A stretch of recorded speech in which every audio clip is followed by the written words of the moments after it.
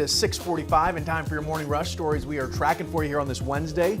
First up, the U.S. formally links Russia to the cyber attacks that hit several branches of the U.S. government. The FBI, Department of Homeland Security, and Director of National Intelligence and the NSA issued a joint statement saying it's, quote, likely Russia is behind it. They believe this continues to be an ongoing threat.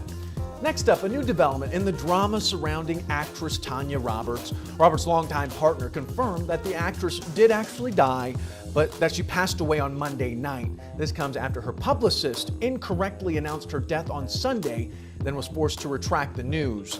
Roberts was a Bond girl and later played Midge in that 70s show. And last here, not one, but two big jackpots on the line here. There was no winner in last night's Mega Millions drawing, which means Friday night's drawing will now be worth, get this, at least $490 million. And the Powerball drawing, that's tonight, the jackpot is up to $410 million. So good luck. And that's your morning rush on this Wednesday. As we shared with you earlier, Congress meets today to formally count the Electoral College votes. Our Verify team's Evan Kosloff looks into some of the questions surrounding the big event.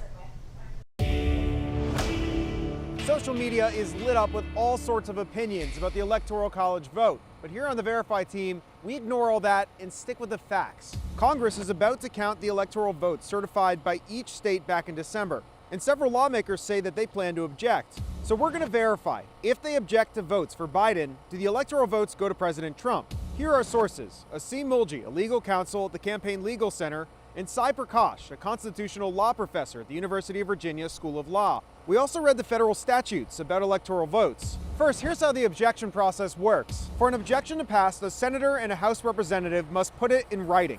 The two chambers will then split off and debate the objection before voting. For an objection to be accepted, both the Senate and the House have to approve it. So back to our original question, where do the votes go if the objection passes? Rejection means that that state just won't be counted. Every single person in that state will basically be disenfranchised by both houses deciding not to count their electoral votes. Prakash agrees that it's just a matter of whether or not the votes are counted. If the governor certifies one slate, then they are counted unless, again, both chambers think there's something amiss and say that they should not be counted. We also read through the federal statutes about counting electoral votes, and yeah, nowhere does it say that if an objection succeeds, the opponent would get the votes. So we can verify that no, if an objection passes, President Trump would not get those votes. Reporting here at the Capitol, this is Evan Kosloff with your Verify. Hey Blake, it is 12